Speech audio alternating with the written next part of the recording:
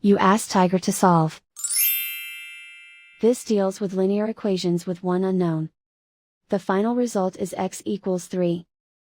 Let's solve it step by step. Group all constants on the right side of the equation. Add 4 to both sides.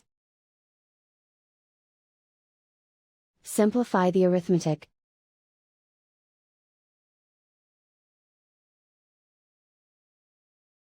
Isolate the x. Divide both sides by 5. Simplify the fraction.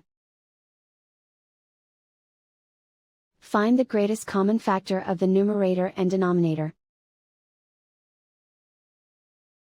Factor out and cancel the greatest common factor. And so the final result is x equals 3.